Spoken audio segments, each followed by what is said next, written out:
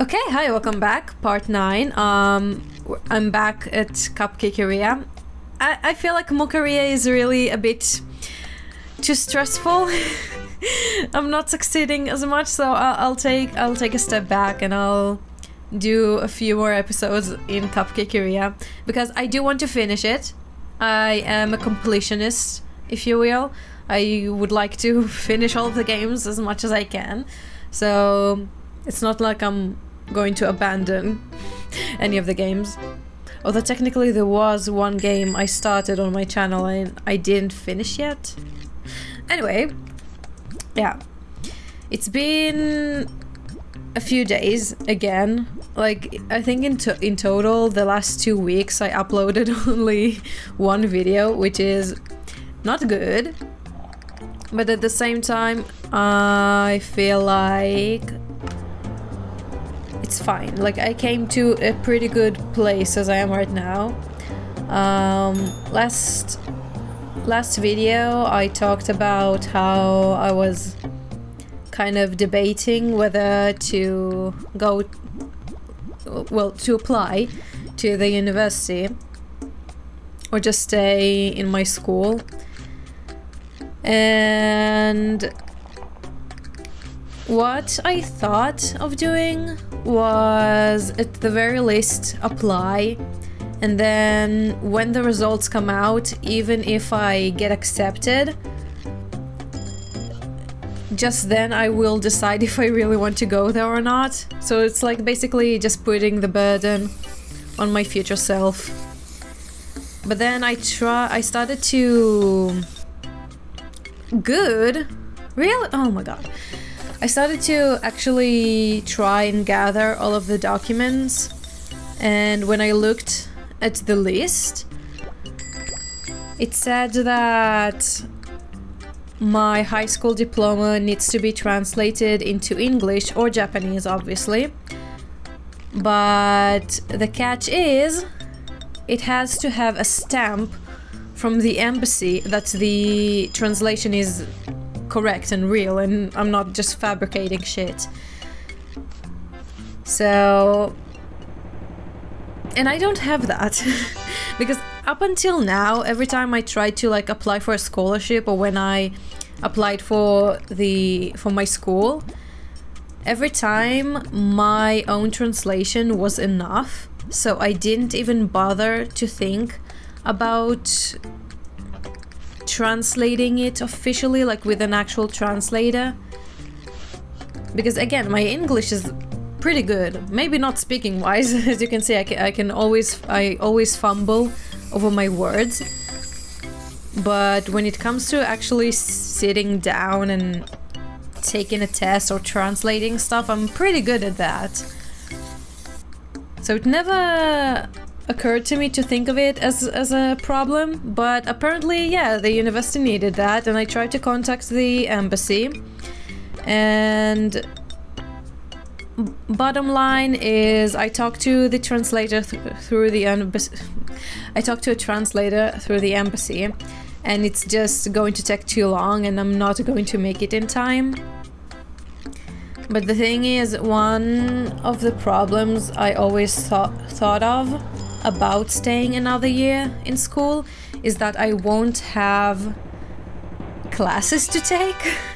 Because like right now I'm at like advanced 1 and each class is 3 months, and I'm not the kind of person that would fail a class and redo it. I'm really not. Like it's not like I'm the top of the class every time, but it's just not an option for me to fail. Like, it's not something my brain can comprehend actually happening in real life. And so what I thought that I only had left to do is Advanced 2. And if each class is 3 months, obviously that leaves me 9 months that I won't have anything.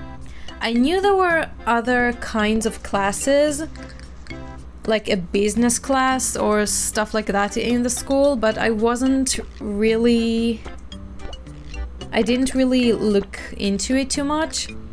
So today I finally talked with my teacher, and he basically explained to me what other classes are there. And there are actually 3 other... Perfect! Amazing. Thank you, Hope. And there are basically actually 3 other types of classes. So there is business, there is like super advanced basically, and what was the other one? I don't remember. But there's another one, I don't remember. But yeah. All of the 3... Oh, another one is like, I don't really remember the name, but the contents are basically more of like a daily life conversations thing. Like he said, for example, people that got married to Japanese people and came to live in Japan because of that, they take that class, because what they need the Japanese for is mostly for daily lives. So it's that kind of class. But all of these classes are basically the same level, just the contents themselves differ with your purpose, basically. So like if people came here to work, they'll go to the business class. People that, like I said, got married will go to that one. And then what I will do after I finish Advanced 2 is I can go to the, well, quote-unquote super advanced class, which is for people who want to go to university. And then those classes, instead of 3 months, they are 6 months. So I'll actually leave 3 months early into the second level of that class. So that's good, that's really good. That way I can actually really improve my Japanese, hopefully. I mean, I think I will, considering how much I've improved since I came to Japan half a year ago. 6.5 months already. Oh my god. I think it really would benefit me, especially considering that super advanced class is really for people who want to go to university, which is exactly what I want to do and what I need. So it's perfect, basically. So I just told my teacher that, yeah, never mind, we'll just give up on university this year. Because, I mean, he did offer to call the university and ask them if they are willing to wait for me to give them the official translation. Because I had like other problems with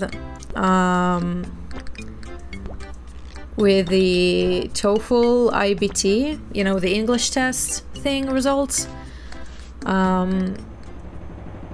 that I didn't have the actual paper. Another perfect, nice. I didn't have the actual paper with my scores listed. I only had a screenshot from the website, and that's not good. Like, they want the actual paper with the results. And I had a lot of problems with that, but we called them and they eventually, yes, you could send us later. But then I actually managed to get it in time. But now it doesn't matter anyway, so I just wasted money for nothing. I mean, not for nothing, I can keep it for next year, but still, for now, it's for nothing. But yeah, they just weren't that willing to cooperate with that problem, so it's just trying to do that again with another problem is just, it's not a good impression. It's calling them again, they might not even agree in the end at all. So, and like I said, I really, the more I think about it, the more I realize I don't want to live in that city. Like, snow is good and all, it's fun, I love snow, the snow was really great. But at the same time, that was pretty much it. Like, there wasn't anything there that was better than where I am right now.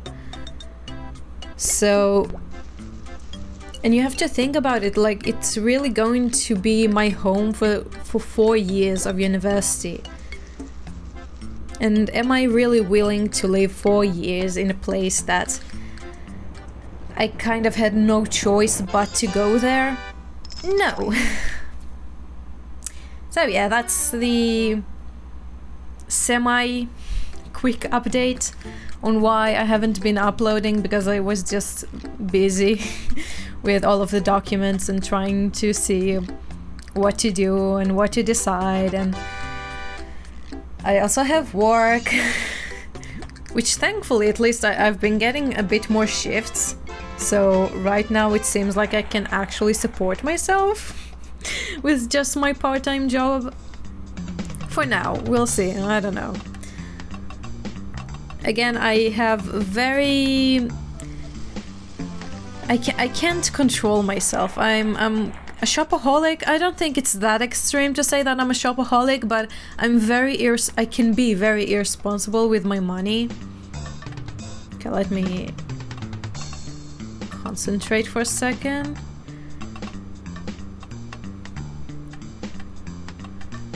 I can be very irresponsible with my money, but at the same time it's like I don't want to just live and don't enjoy life, you know?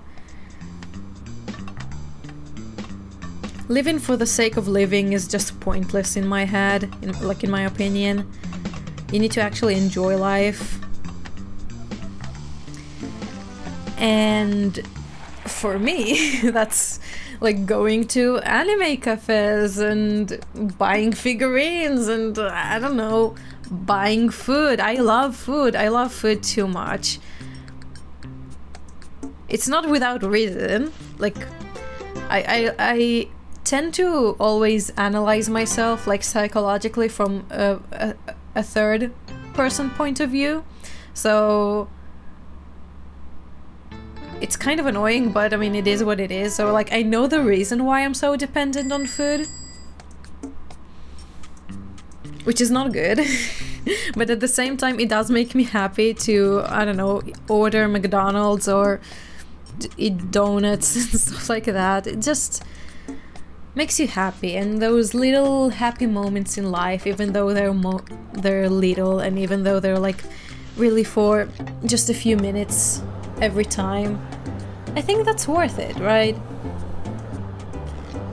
And if you live and you don't enjoy life, then what's the point? And just thinking or telling yourself every time, or I suffer now for me to enjoy the future more. Like every time you think that's for the future, that's not for now, it's also kind of defeats the purpose, because you right now is the future self of the past you. Like, you know what I mean?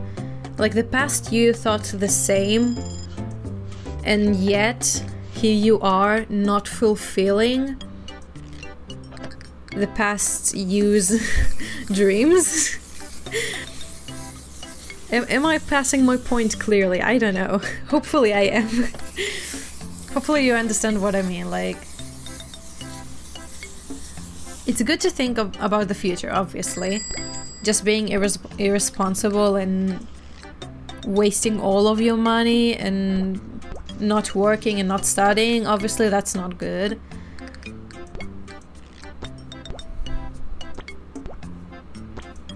But also dedicating your whole life, like your whole present life, just to better your future is also not great. It's like, it also brings up that point of capitalism, basically. Like the fact that after we finish university, we work every day, every week, every year for like what, 45 years, which are the best years of our lives. Like, we are the healthiest, we have more energy, we just physically we are better those years, but then only when we start to, well, deteriorate physically, that's when we have actually time for ourselves. But at that point, most people just physically can't live life to the fullest. Or maybe not most, but a lot of people at the very least. At the same time, there's also a stigma around old people trying to act young and trying to fulfill their dreams. At least I think I feel like there is a social stigma around, for example, there are a couple of accounts on TikTok that I see from time to time of old women, like grandmas, kind of. Grandmas, I don't know if that's old women specifically,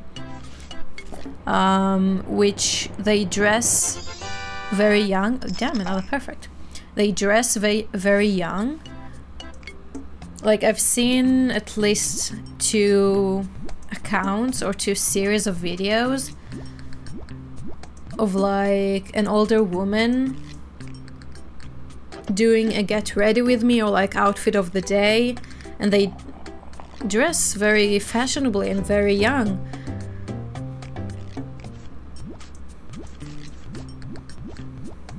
But I feel like it does, there is a little bit of discussion around it, of like, socially speaking, they're quote-unquote not supposed to dress that way, you know? It doesn't fit them, it's not for them.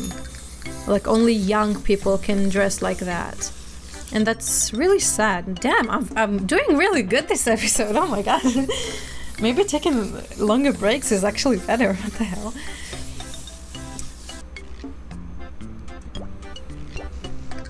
Like, obviously it's getting better and better, these kinds of stigmas and ideas.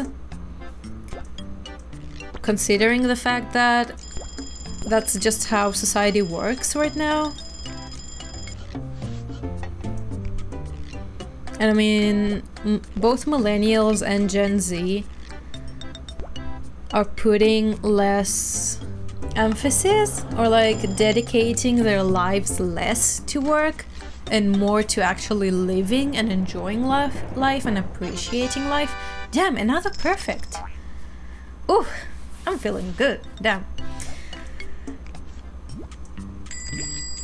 So it's become more acceptable for older people to act younger and to actually fulfill their dreams and, I don't know, go skydiving. And I don't know, what do old people do? I don't know. The thing is, oh god. Well, that's ruined. Yep, oh god, maybe I should, I'm going to redo that, never mind. Oh god. The thing is, like, around me I don't have any old people. Like, I only have my grandma, which is 60-something years old. I don't know. How old is my grandma, actually? I don't know. I'm 22, so my grandma should be 64, I think? So yeah, I only have, like, her as an example. But even my grandma, being a relatively young one, yes, I mean, 64 for a grandma for a 22-year-old is pretty young. And even with that, she has so many health, like, not so many, but she has health problems which do prevent her from enjoying life. And it's so sad because she just relatively recently finished working. Wait, that's not it. That's not it. It's this one. Oh god, can I change it? Can I, please? Oh, I can't, thank god. Wait, no, what? Oh, because wait, oh god. Oh no, that's why I shouldn't do things like that. You know what, whatever. Whatever. But yeah, like she's always complaining how her back hurts and how she needs to go to the doctors, and it's not like her job was even physically demanding. Like she was an accountant before she retired. Yeah, I know, I'm sorry. Oh god, I'm sorry. I'm so sorry, Taylor. It hurts me too, believe me. She was an accountant, and then compared to that, like one of my aunts, she worked at cleaning for a few years before she like found a better job, and she's also having very painful, she's in pain basically. She has a lot of back problems because of that, and just thinking how she has to still work for the next, I don't know, 20-30 years. And then when she does retire, she probably will have even more health problems because of the ones she already has. It's just, I don't know, capitalism just, it's so sad.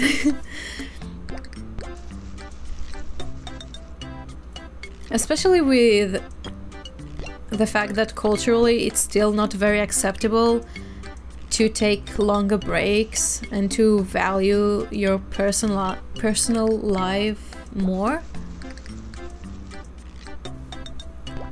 Like I said, obviously millennials and Gen Z are kind of breaking it apart a little bit, but it doesn't change the fact that the people at the top are still the older generations with their older values.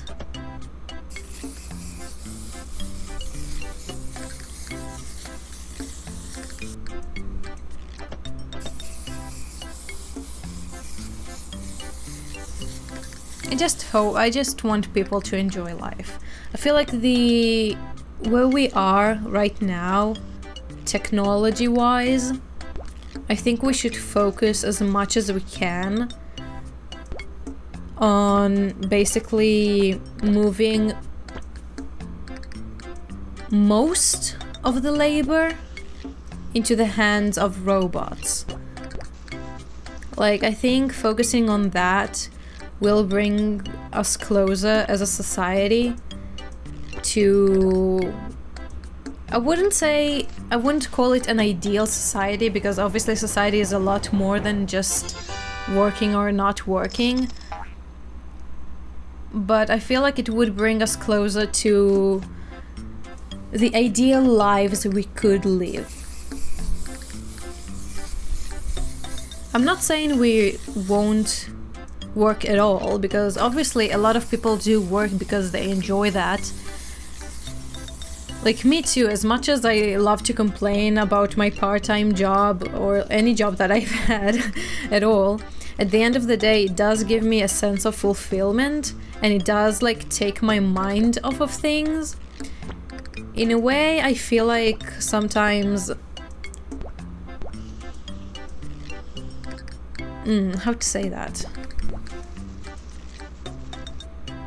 It kind of distracts me, at least. Like, at the very least, it does distract me from thinking about life and, like, the problems in general.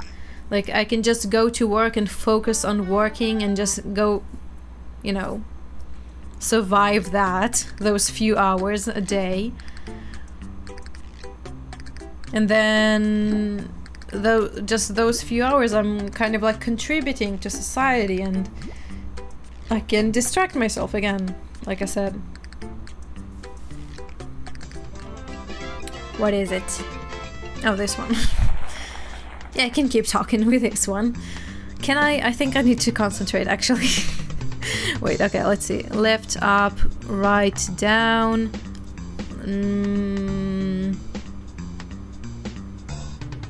Left. Okay, I think I see it. Left, up, right, down. Left, down, right, and like this. There we go. Actually, this one might be the only one I actually need to stop talking and concentrate. Or maybe not, what the hell? Okay, sure. Silver medal, hell yeah. Oh, it's, this one. This one.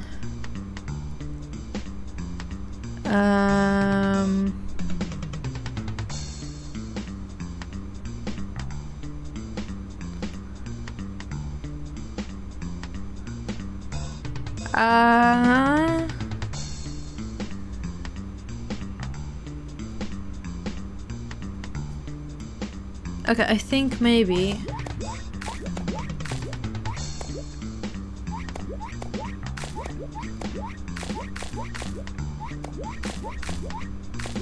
Okay, yeah, there we go. A lot of steps on that one. Okay. Do I need to buy something? I do have a lot of money. Surprisingly so. I don't know what I mean, I guess I can buy another alarm. I don't necessarily need it, but I can. I can buy everything. I don't need it, but I can. Sure, I'll buy another booster too. Why not? Okay, let's go. Festive flag. Great. Why would you buy a festive flag which is purely decoration if you can actually use the extra value for something edible, right? Use your money's worth. She's like ordering the fucking flag. Why?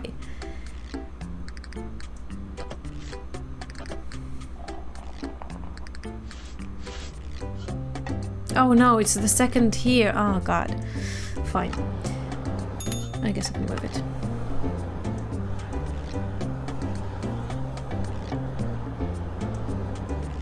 So yeah, what I was saying is obviously a lot of people do work because they want to work. I saw a video a few days, weeks, I don't remember, some time ago about, or maybe it was a post, I don't know, whatever. It was basically about the fact that if you could stop time, what would you do? Something around that idea of being able to stop time. And a lot of the comments said like the same idea of there's no point and I'm going to get bored. Like there's nothing to do. Like the same idea with not working. A lot of people do say that if they won't have work, they would just go insane inside their house with nothing to do. And it's so weird for me because when I think, like obviously I'm not inherently against working. I'm talking about myself specifically. But if I had a choice between staying in my house indefinitely without having to go outside and work, and working every day and only having like 3 to 4 hours for myself in the evening after work, obviously I'm going to choose the first option, right? Like especially now with the internet, we have so much stuff we can do and learn and study, look up, train, like hobbies we can do. Hobbies we can do and learn. There's so much information out there to be consumed.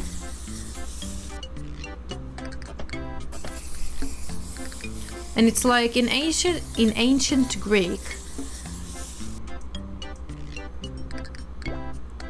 and Rome, I guess, in ancient Greek and in the Roman Empire, and you know, all of that classical stuff with the poets and philosophers and all of that.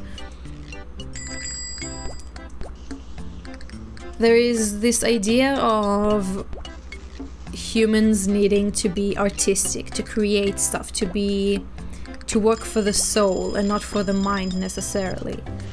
And I do kind of agree with that, and it ties back to the fact that I believe we need robots and AI to do all of the manual labor as much as we can put on it, as much as we can give it. Because when we do that, when robots will drive cars and, I don't know, do taxes, I don't know, make food at McDonald's and all of those kind of more tedious work, that's when we'll have time for ourselves and actually try to enrich ourselves as much as we can. And that will be eventually with art in all of its forms, like music, paintings, sculptures. What other kinds of art are there? I don't know. But all of the creational artistic ideas. And then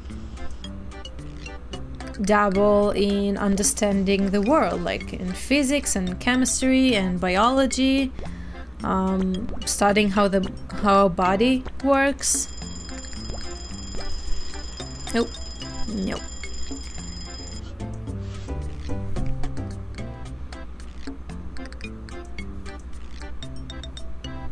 Where is that? Oh, this one. Basically, we all need to become Leonardo da Vinci. In my head, I feel like that's the goal. Like, that man was amazing. He was both an artist and a science a science guy, if you will, a science person.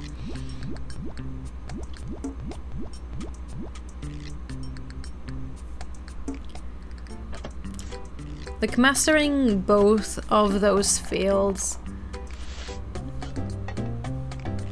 will bring out the true potential in us as humans. But as long as we have to be slaves to capitalism and just work every day and barely have time for ourselves, it's obviously not going to happen. Like, only rich people can have the luxury to do what they want in their spare time.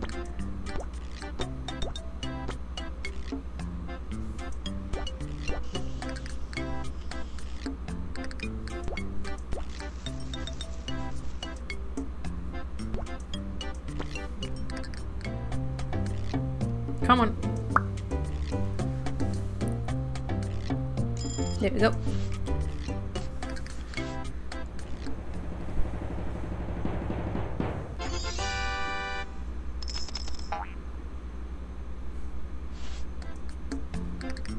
Whenever I think about this kind of society that is supposedly perfect, at least they, you know, again, like daily lives kind of perfect, I was kind of am reminded of the idea of eternal life by uploading our brains, like, to a computer. Like, you know what I mean? Like, downloading our data from our brains and putting that on a computer, and by that making ourselves immortal. But then in regards to that, I have two main things I always think about. first of all is that really us? When we'll be able to do that? Is that actually me that is being uploaded? And that takes us to a whole nother discussion about souls and... well, well, yeah, about soul. Do we have a soul? Or are we just a physical body with our brain and that's data that's in our brain and that's it? There is that thing about some guy that weighed a person before and after they died. Like right before and right after. And he said like the body lost a few grams of weight, which is supposedly the weight of the soul. I don't know if that's a myth or if that's an actual thing. I'm pretty sure it's a myth, considering the fact that, you know, if that was actually real, obviously a lot of people would have made more research on that. Because discovering the fact that we actually do have a soul and it's actually a physical thing that has weight, that would be insane. That would be amazing.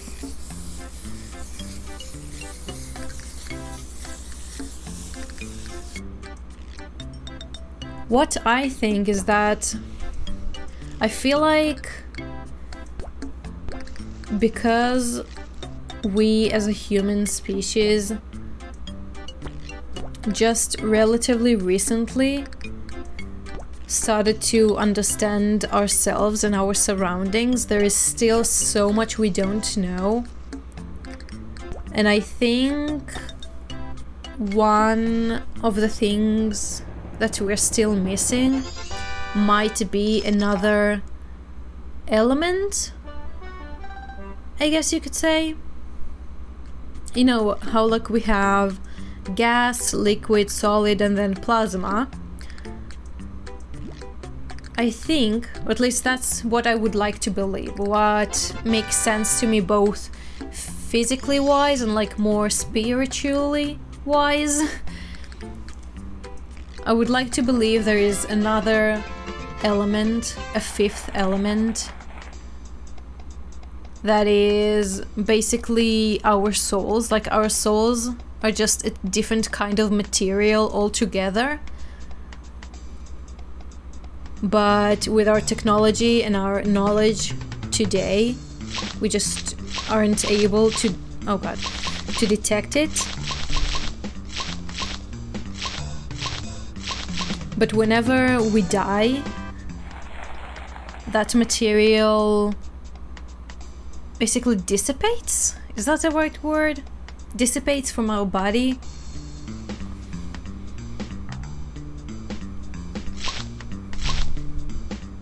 And then whenever we... well, like a person gets pregnant... oh god. There's a baby in a belly, and it's growing, and when it goes out, it actually turns into a person, and even just the entire time we live, we are alive until we die, we absorb this material from our surroundings, and that's what shapes our personalities as well. Basically, it's some kind of energy that we absorb a whole period of our lives, and then when we die, we give it back to the world. So kind of like our physical bodies, you know? When we die, our meat and flesh gets absorbed by the earth. And then it gets reused eventually to make another human, like sometime down the cycle. At the end of the day, me as I am today, and you as you are today, all of us, we're just made from past peoples and animals and plants as corpses, kind of, if you think about it, right? The material we have on Earth is limited. And everything is just... everything gets reused over and over and over and over to create new plants, new humans, new animals, new everything. But it is reused stuff. So it would be the same for this, like, kind of energy thing. Fifth element thing. Whatever it is.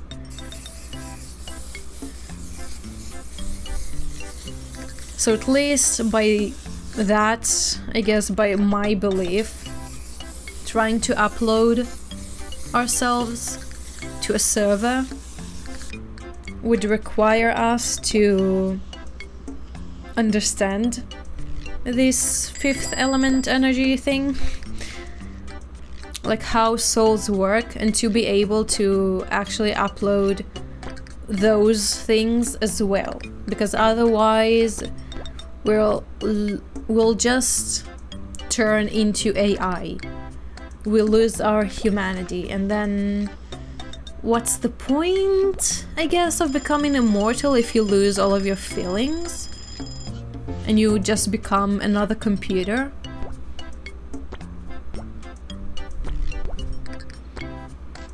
Because computers don't have wheels, they just have goals. Damn, nice. They just have goals that they need to achieve, right? Whenever we create an AI, we give it a mission, a purpose of what it needs to do. And that's why it does that. But we as humans, we do things because we want to do them, because we're interested, because we have emotional and independent thinking of doing things. So when we get rid of that and we become a machine that wasn't given a purpose, we'll just get stuck with nothing to do. And if we are given a purpose, is that really humane? Because basically what it does, it takes a human, rips away its humanity, and gives it a task to do until the end of times.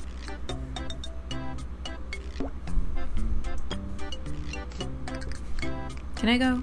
No, I cannot.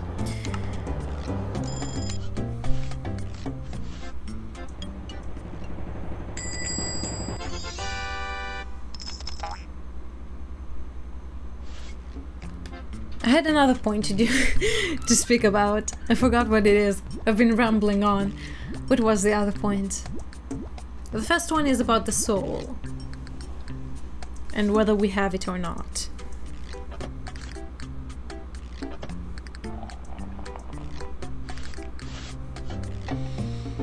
Nope, I forgot. Never mind. That's why I need to write things down. Damn it! But at the same time, like if I do write things down, it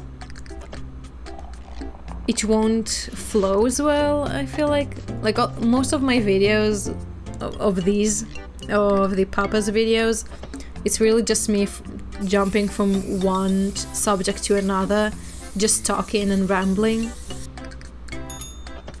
And doing that while writing is just not going to go well for me.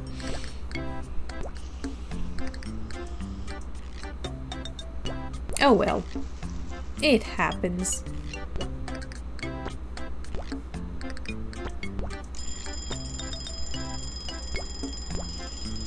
Nope. Oh.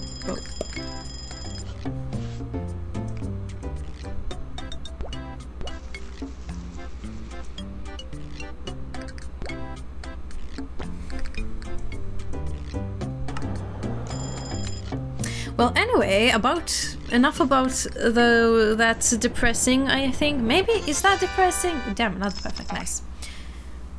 Is it depressing? I don't know. I have a really bad ability to grasp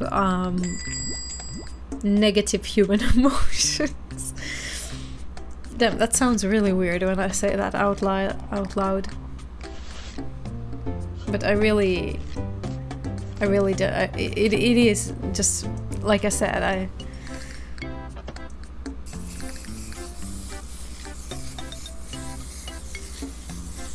Maybe I just didn't experience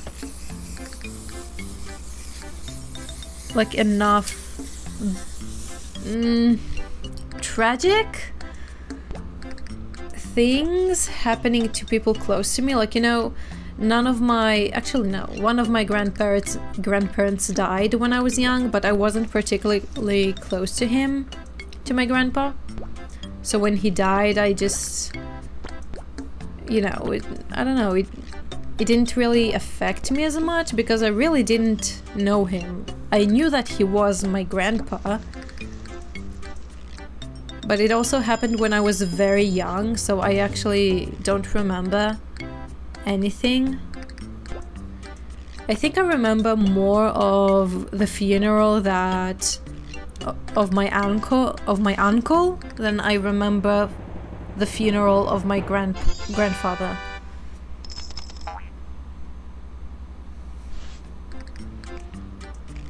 But I mean, to be fair, I was pretty close to my uncle when I was younger. Like, both me and my mom. He was the only sane person on my father's side of the family. And then, you know that saying, God takes them young, or is that the saying? No, it's not. But yeah, like the only sane and normal person on my father's side, out of everyone, he was the one that had to have cancer and died at the age of 30-something. Ain't that fucked up? Yes, it is. Very sad.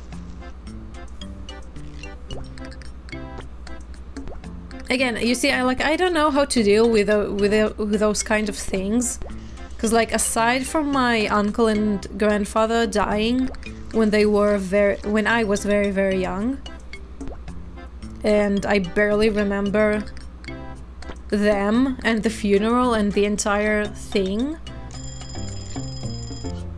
nothing really happened around me.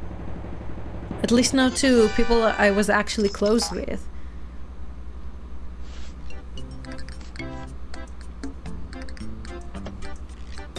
So I don't know how to deal with that.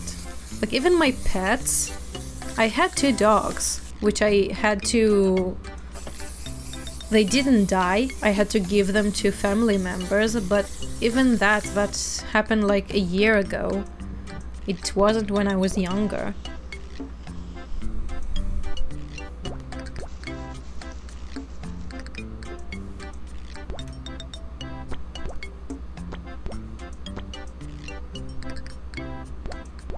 So I really just don't know how to deal with the feeling of loss, in a way. Like complete loss, I guess, to be more exact.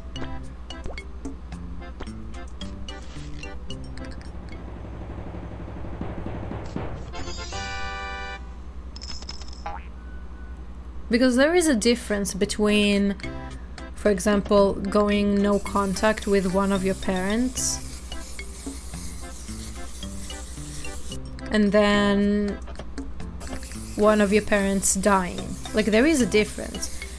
In both instances, you lose your parent, but in the first one, you still have this slight chance of maybe reconciling with them and maybe getting that parent back.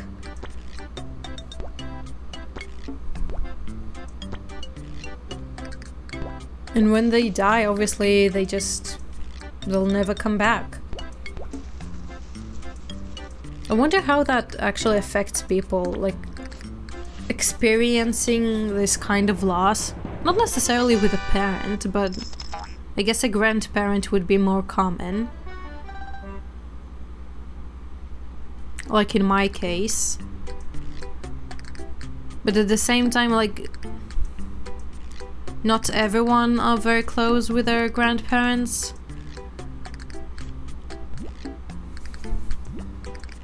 Like, on both sides of my family, I wasn't close with my grandfathers. I'm very close with my mom's mother. And I was relatively close with my father's mother.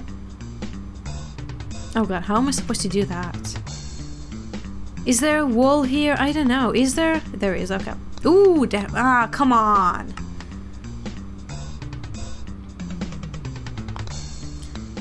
Okay, oh, come on, come on.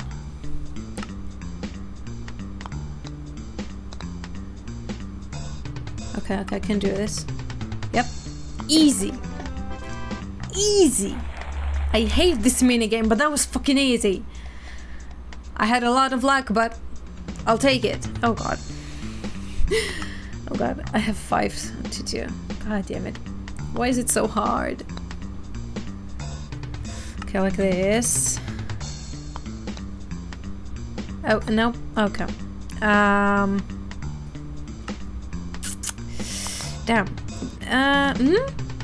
Okay, not bad, not bad, not bad at all. Oh my god, damn! That was really good! Hell yeah!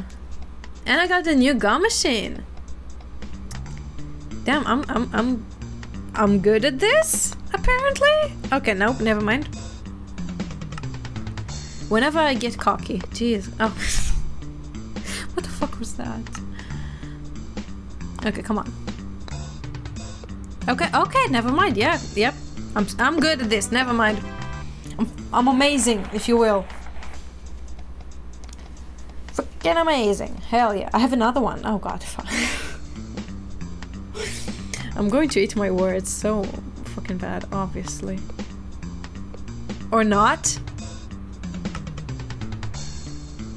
Can I be cocky? I don't know. Usually what— oh my god! That was amazing. That was an amazing shot.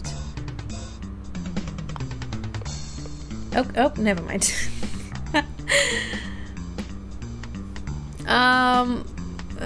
Which way to go? I don't know.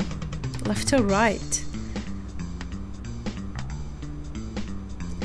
Left would do nothing, and right, very slight chance. Oh, never mind. No, okay. Okay. Oh, god.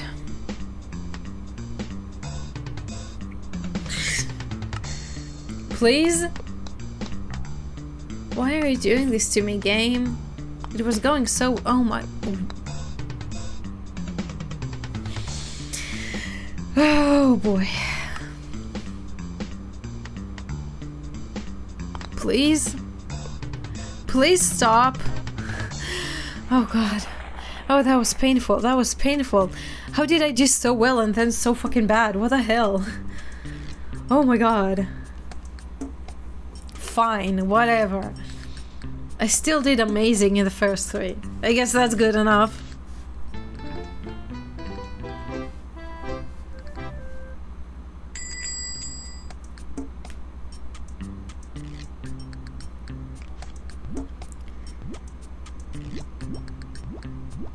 Like, I wonder if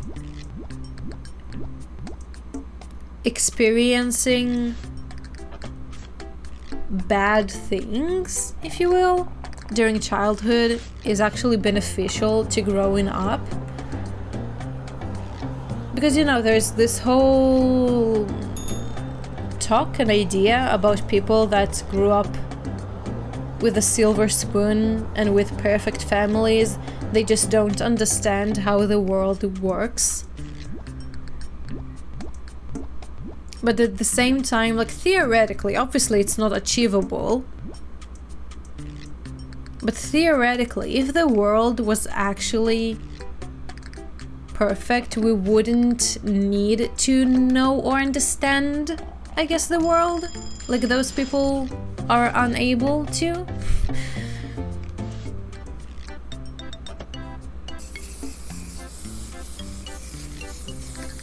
I do think that experiencing some kind of misfortune, big or small, during your childhood does give you a perspective about life. Like, it lets you understand that life is not perfect, and yeah, you could have it worse, you could have it better, but you could also have it a lot worse. You know, thinking about the present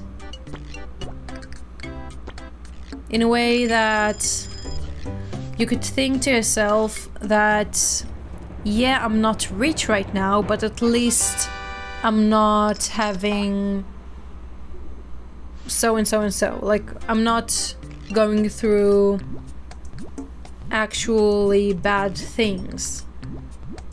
Your life is not perfect, but it's also not a living hell.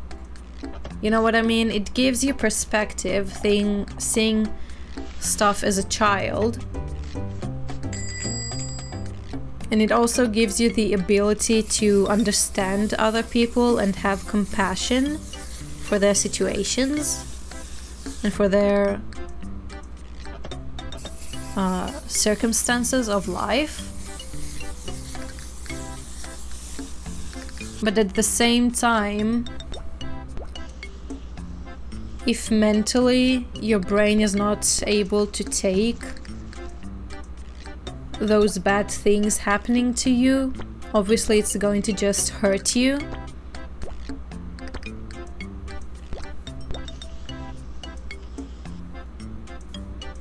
And traumas are not fun. They're very obviously not fun.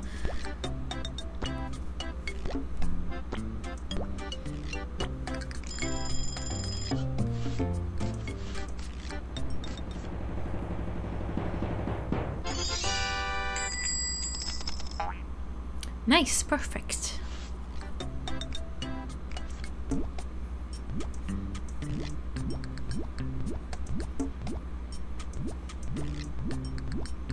It also raises like a question, as a parent, do you really want and need to shelter your child as much as possible?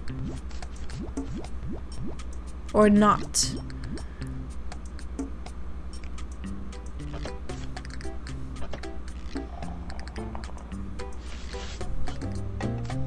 I talked about this before, but like in my situation too, my mom doesn't completely spoil me rotten. She does want me to be responsible and to be in control of my life. And so even though she technically could sponsor my entire university life and my life in Japan, as long as I don't go overboard, obviously. I'm just talking about the essentials.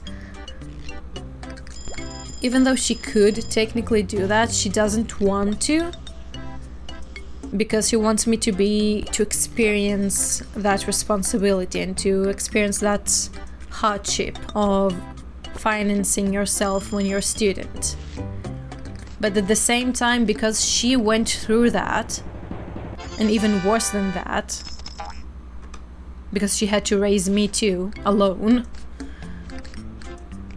She doesn't want me to experience that hardship that she went through, because she knows how bad it is and how much it hurt her.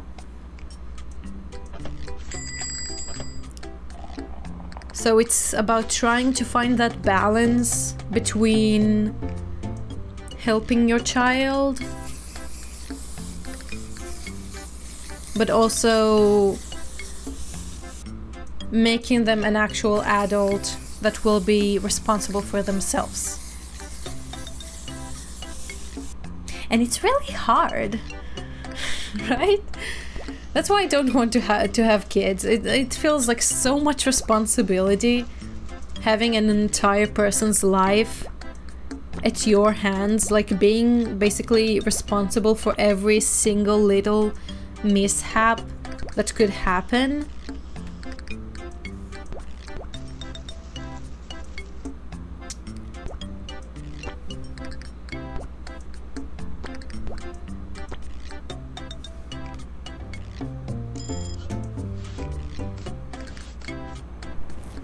And I feel like with the way my brain works, at least,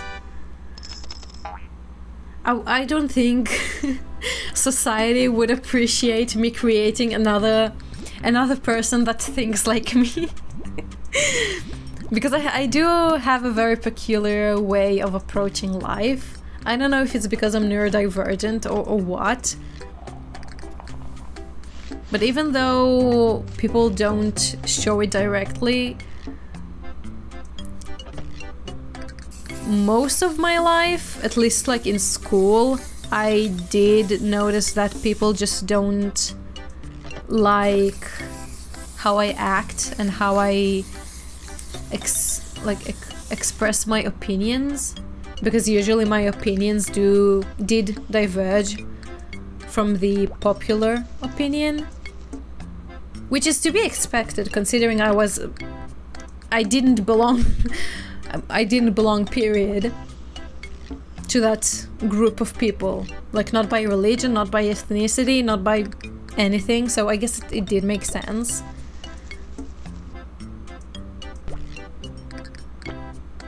But then again, I am in a completely different place now, so maybe it's a different story?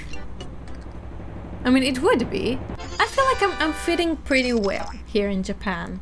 Obviously not perfectly. Obviously there is some stuff I continue to do because I know, like, even though I know Japanese people don't do that, I continue to do because it's just, at the end of the day, I am a foreigner and I'm not Japanese and I will never be actually Japanese.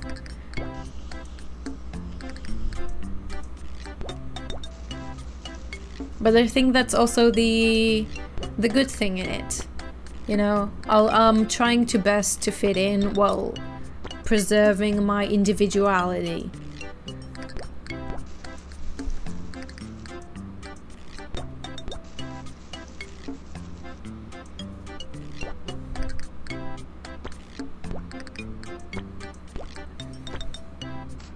For example, one thing that I really noticed that is completely different than what I'm used to is the way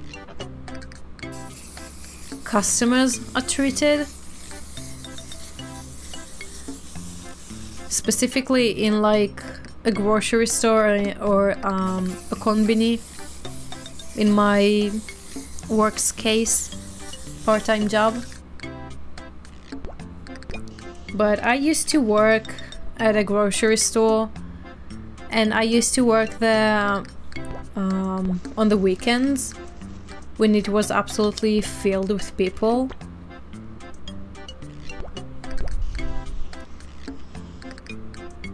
And I had like this very... how to explain that? Oh my god. Customers were annoying. Okay, like they were very annoying and they felt very entitled to a lot of things, where in the end, at the end of the day, it's just a grocery store and you need to calm down and relax a bit and realize that you're not important than everyone around you. And some things are just inevitable. But then the one thing that really kind of annoys me, I guess, here in my part-time job, oh, I hate this minigame, god damn it, is the rush, or I guess rush to serve customers as fast as possible. Like, let's say we have 2 people on shift. Okay, and one is at the register, and then the other one... Fuck you, bitch. You know what? I'm not doing this fucking minigame. God damn it. And let's say with those two people... People? Two people? What? No, yes? Two... Yeah, two people. Why does that sound weird to me? God damn it. Okay, with those two people, let's say one is at the register serving customers, and then the other one is, I don't know, restocking shelves and doing other stuff, because there is a few things to do, at least at the beginning of the shift. So let's say I'm the one restocking shelves or whatever it is, and the other person is serving customers. Here, if the other person is Japanese and I'm not working with another foreigner, every time there is a line, or there begins to be a line of even a single person, and I'm not exaggerating, like let's say there is one person at the actual register and then another person just waiting behind them. Whenever that happens, almost immediately, like my Japanese coworker would call me and like with a rush to go to the other register to serve that person. And that is kind of insane to me, not gonna lie, because they're not going to die from waiting like another minute or two until you finish with the current customer. And they're the only customer at the line. Like if it was two people, then sure, I get it, kind of, I guess. But if it's just one person that has to wait a minute maximum to get served, then let them wait. Like, it's really not that bad. I don't understand the need to be so stressed and to like serve quickly. Like, people can wait, people can relax. Again, they're not fucking kings. It's a konbini, for fuck's sake. Let's relax a bit and turn it down a few notches.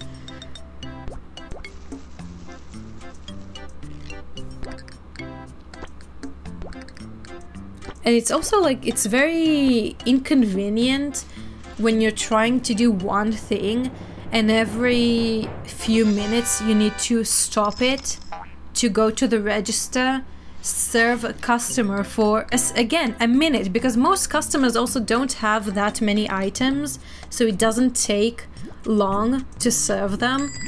A lot of customers, you really just take their one item, scan it, they pay quickly with a card or with an app, and then they leave in less than 30 seconds. And then you need to go back to what you did. And like, you do that a couple of times every few minutes, and it's so inconvenient and so annoying, and it's also kind of stressful. You know, when I'm trying to stock shelves or like find expired things on the shelf, or things that are about to get expired, rather, and every 10 seconds I'm looking behind my shoulder to just make sure that there isn't a single person waiting. Like, people can wait. Especially Japanese people. Like, Japanese people love to stand in lines, and they usually, almost always, they don't complain about standing in lines. You know how that joke of the British people loving to stand in lines? Like, Japanese people are the same. They really do. There's also a joke in Japan too. Whenever you see a line in the street for something, even if you don't know for what it is, stand in it, because if Japanese people are standing in that line, then it's going to be good, because they do love to stand in lines. If it's good enough, they're going to do that, and they're going to shut up and not complain, no matter how long it takes. So I don't understand that those two things working together. You know, if Japanese people, if the clients are very obviously stressed and annoyed at the fact that they need to wait even a minute more than they have to, then sure, I guess. But Japanese are not like that.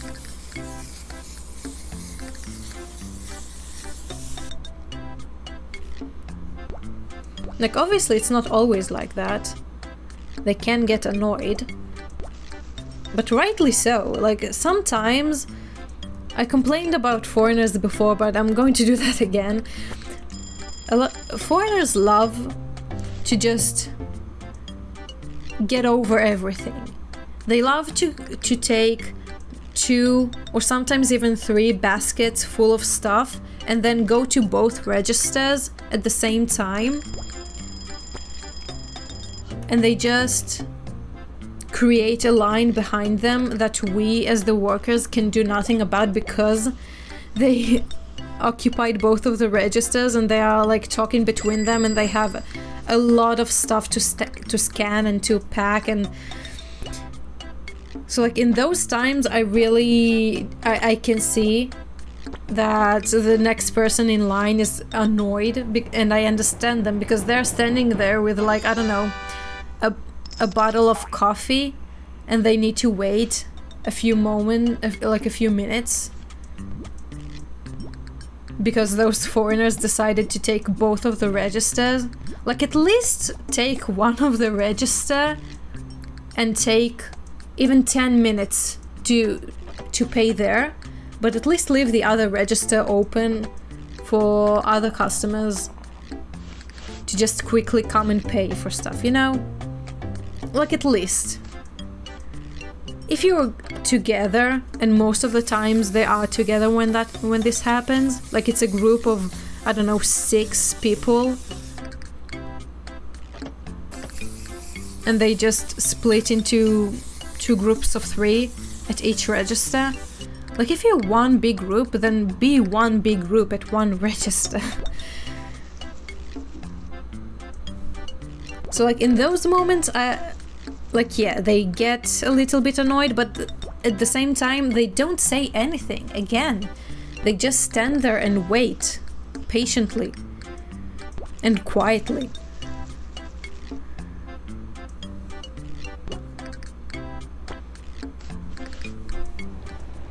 I'm not saying like it's good to make customers wait on purpose, because obviously that's kind of weird. And it's just wrong. But Japanese people really just need to chill out a little bit.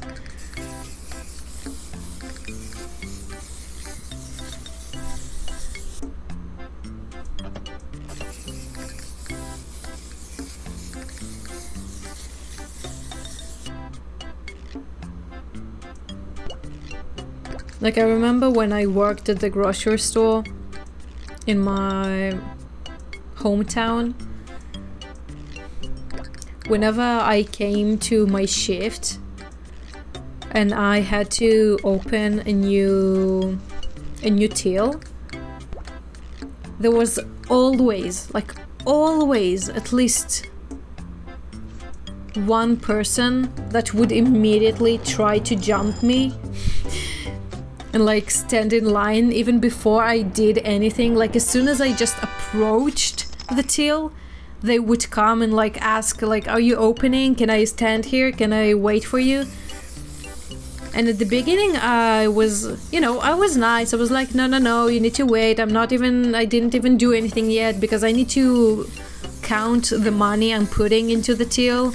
And I need to like arrange everything around it with like products and clean it and find a chair because half of the chairs were broken and a lot of stuff. It takes a few minutes to do that at the end of the day.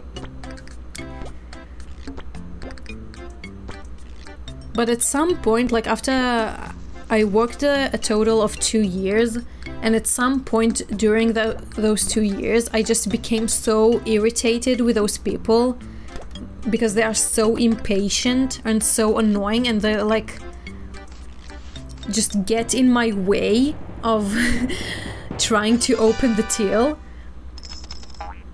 that whenever I counted the money, I just ignored them completely. Because really, they just needed to relax a bit. But again, it was only like a few minutes. I don't really understand the point to jump on someone, and like... It's also kind of rude, I don't know, it's just... I hated that whole thing, like... I understand that everyone's impatient, everyone's been waiting at the lines for a long time. But just wait and see. Be patient a little bit.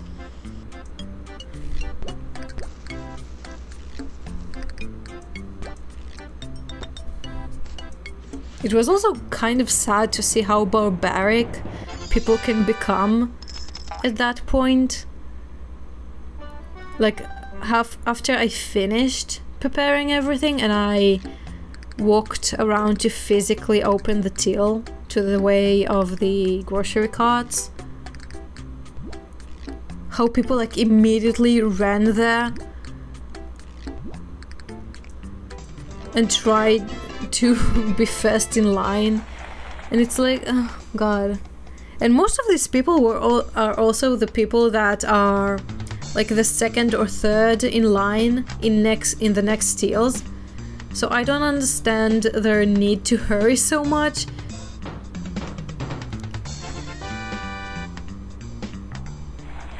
I don't know.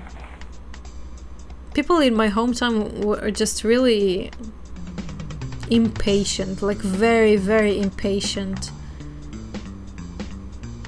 And I guess that's why I like Japan so much compared to that place. I don't know, is it 1 or 3? God, they went together, those eyes. When in doubt, go number 2. God damn it. Number 1. Oh boy.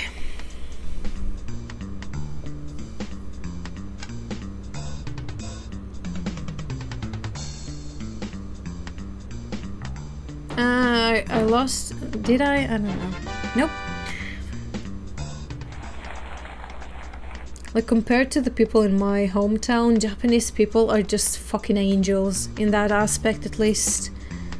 Maybe that's why I love this country so much.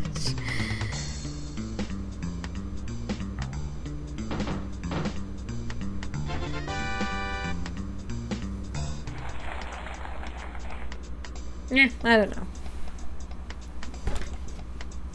I'll keep the last one.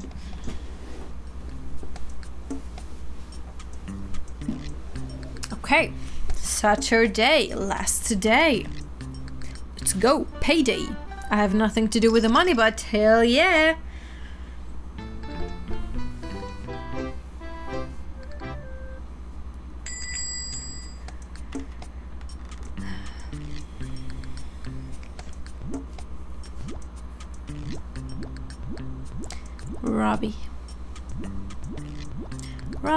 Robbie.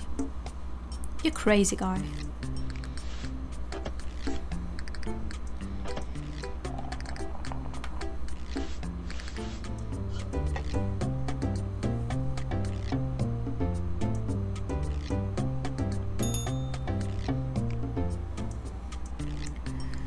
He always walks so slow, god damn it, come on.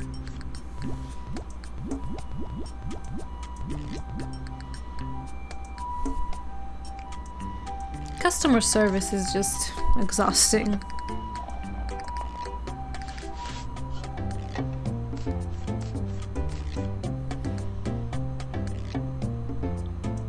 And some people choose to do that willingly. Like one of my friends in school here, she says that she wants to work in like hotel business. And I guess, yeah, hotel is different, obviously, than a grocery store or a convenience. or whatever of that sort. But at the end of the day, it's still customer service. But I've also, like, I guess I realized that it is a popular career to choose for people, and it's so baffling to me. Maybe because I'm such an introvert, the idea of wanting to deliberately work with people your whole life and like trying to appease customers your whole life sounds like hell to me. Like, I would rather die than work in that my entire life. Like, yeah, technically speaking, an architect is someone that appeases to a client's request, but it's not customer service. And most people that work in architecture are not the actual architect that works with the client. Like, at least at the very at the first few years of your career, you're just kind of a lackey that does very mundane work, which is sad, obviously, but someone has to do that. Like, someone has to create those 50 plans of the staircase of the building, and the handrails and doors and windows and all of that. Like, someone has to work on that.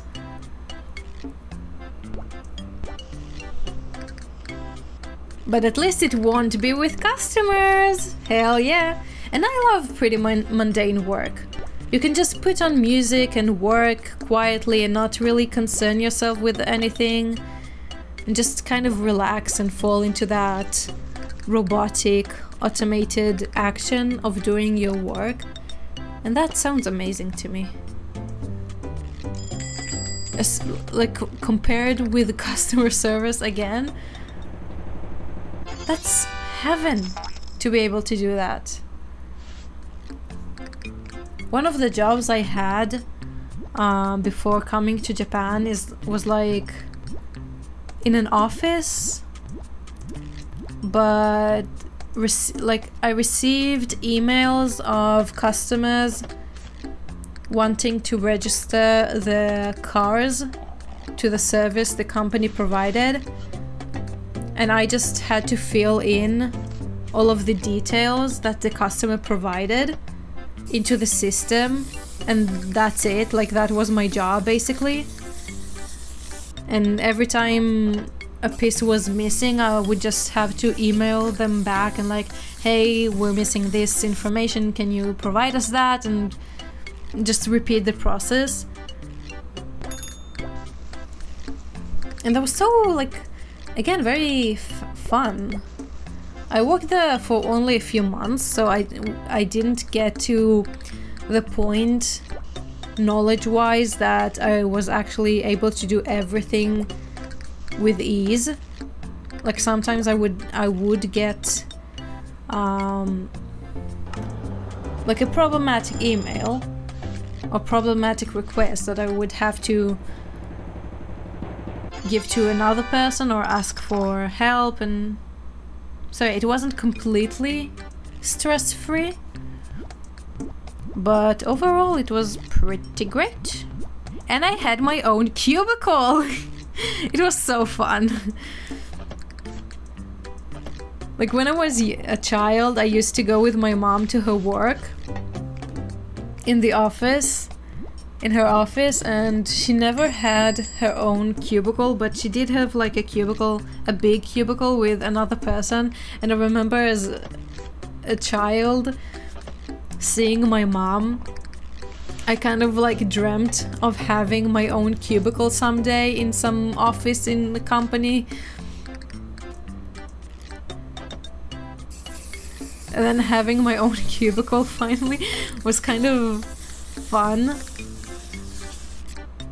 I mean, if it was my actual, you know, career, I guess, my final job, it would have been so fun to decorate and make that like my space, like my own thing. But it wasn't. And here in Japan they don't really have cubicles, it's more of an open floor plan and everyone just sits together around a lot of desks pushed together. So that's going to be fun, not having physical boundaries with other people. Like, I'm very territorial, I hate people going into my personal space, so not having that is going to drive me insane. I know that already, but I guess I'll have to deal with it. It is what it is.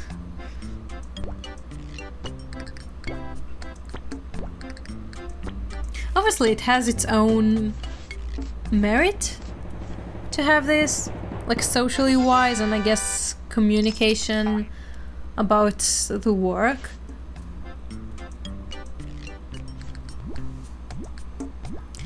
But again, because I saw my mother working in a cubicle environment company, I don't know how to call that. It planted a seed in my childish mind that it's going to be so fun when I get to that point.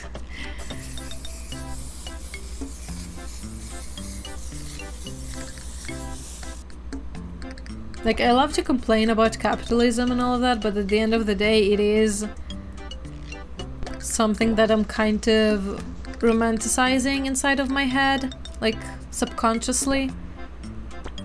The idea of just a mundane daily routine of waking up, going to work, getting home, and then relaxing. But that's the problem, you're not really relaxing. When you're an adult, you have so many stuff to do, so much stuff to do.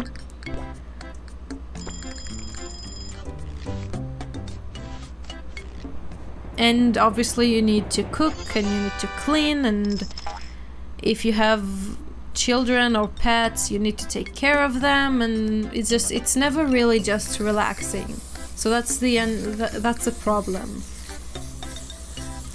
But I guess if you're single and you don't have pets or kids or whatever, and you just decide to live like a pig, I guess that's not that much of a problem. Like, to have a few hours on the weekend dedicated to just cleaning your entire apartment, I feel like that should be enough, right?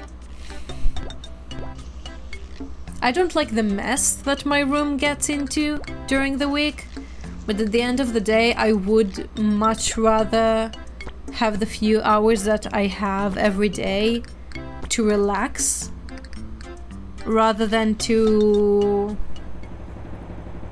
clean and organize every day. Like, having an hour or two on the weekend to do all of that, it doesn't take as much from the weekend as it could to take from my free time during the week. And that's great.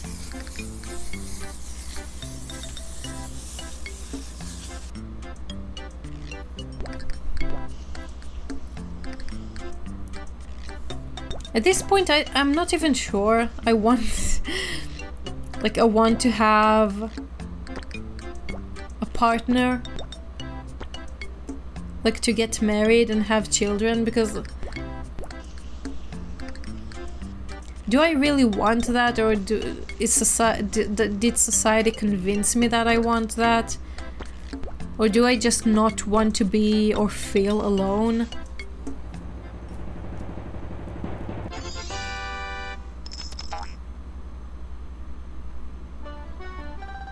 I don't know. I think I'm pretty happy being with myself, like watching anime and dramas and playing games. If I had a dog or a cat or just any pet, I feel like that would be perfect. But I also talked with my friend who owns a cat here, and her rent is so much higher than mine. Just because of the cat. So I'm not sure it's really worth it, unfortunately. Like, maybe someday. Hopefully someday, because I do love pets. But yeah. Life is tough here in Japan. Oh god, where is that?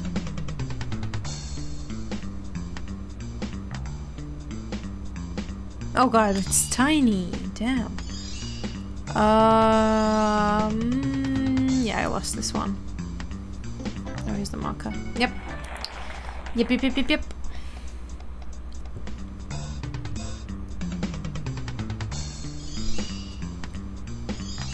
Then this and the hat, whatever that is, and this one. Okay, good. Like, some of these I'm doing so well. Yeah. 8 seconds left, and then the one before that I lost. My god. Cookie. Whatever that is. Another cookie. Hot dog. Spatula. Where's the spatula?